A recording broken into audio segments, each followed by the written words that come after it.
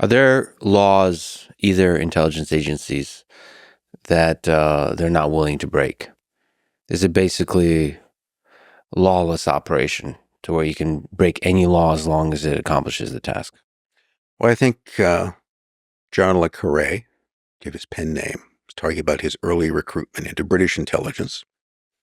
And one of the things he remembered being told up front was that if you do this, you have to be willing to lie and you have to be willing to kill. Now, those are things that in ordinary human interactions are bad things. Generally, we don't like it when people lie to us. We expect that people will act honestly towards us, whether that's being businessmen you're involved with, your employers. We're often disappointed in that because people do lie all the time for a variety of reasons, but honesty is generally considered to be it. But in a realm where deception is a rule, dishonesty is a virtue.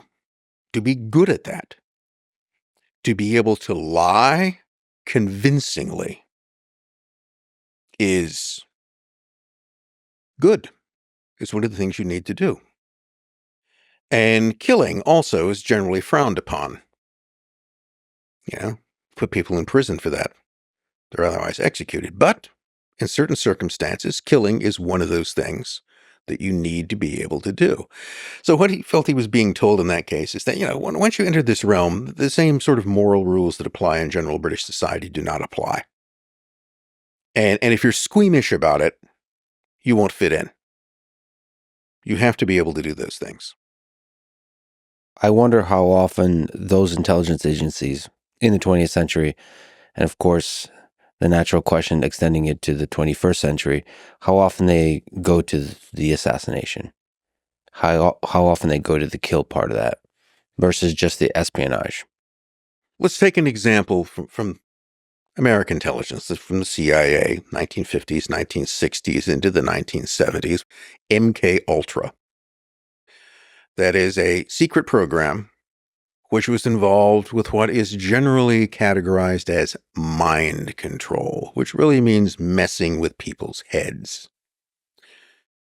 And what was the goal of that? Well, there seemed to have been lots of goals, but there was an FBI memo that I recently acquired, quite legally, by the way. It's declassified, but it's from 1949. So this is only 2 years after the CIA came into existence. And it's an FBI memo because the FBI, of course, very curious what the CIA is up to. And the FBI are not part of this meeting, but they have someone they're sort of spying on what's going on. So there was a meeting which was held in a private apartment in New York. So it's not held in any kind of, it's essentially never really happened because it's in somebody's house. And there are a couple of guys there from the CIA. One of them is Cleve Baxter. Cleve Baxter is the great godfather of the lie detector. Pretty much everything that we know or think we know about lie detectors today, you owe to Cleve Baxter. He's also the same guy that thought that plants could feel, but which somehow was a derivative of his work on lie detectors. So these guys are there, and they're giving a talk to some military and other personnel, and there's certain parts of the document which are, of course, redacted, but you could figure out what it is that they're talking about.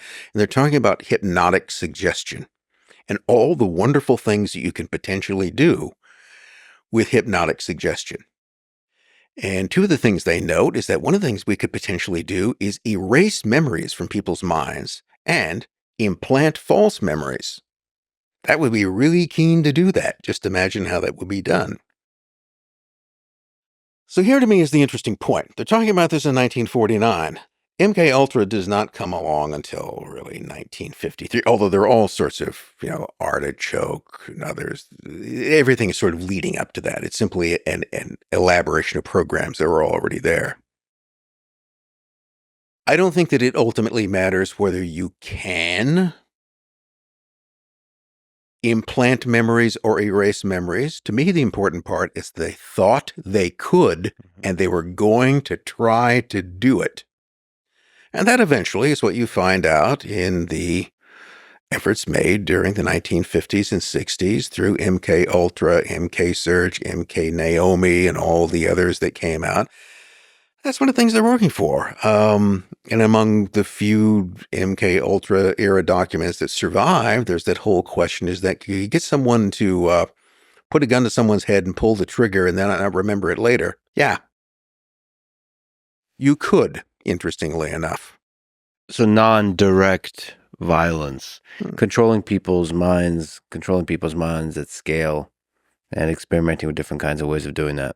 One person put it that the basic argument there, or the basic thing you were after, was to understand the architecture of the human mind, how it worked, how it put together, and then how you could take those pieces apart and assemble them in different ways.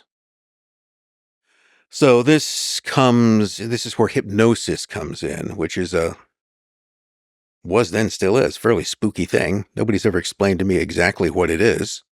The idea was that you think of the whole possibilities in this case, could you create an alternate personality and use that alternate personality in an agent role, but then be able to turn it on and off? So subsequently, the person, which that personality inhabited, was captured and interrogated, tortured, had their fingernails torn out. They would have no memory of it. They couldn't give any kind of secret away because it was embedded in some part of their brain where there was a completely different person.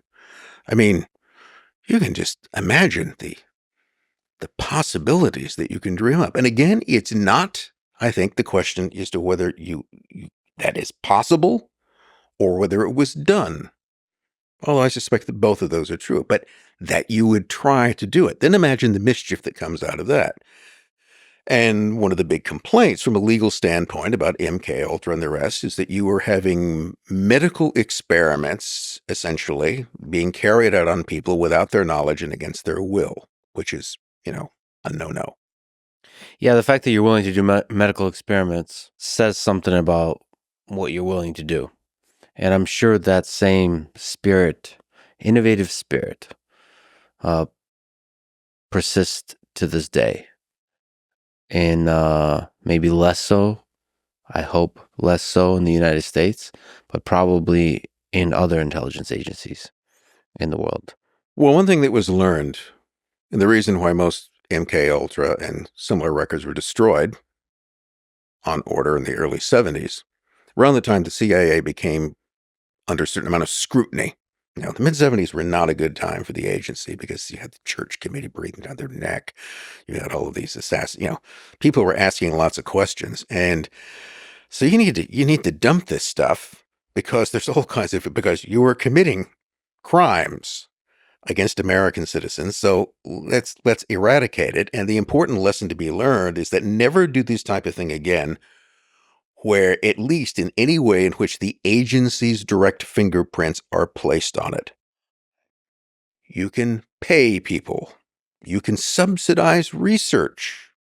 You can set up venture capital firms. You got plenty of money, and you can funnel that money into the hands of people who will carry out this research privately. So if something goes wrong, you have perfect deniability.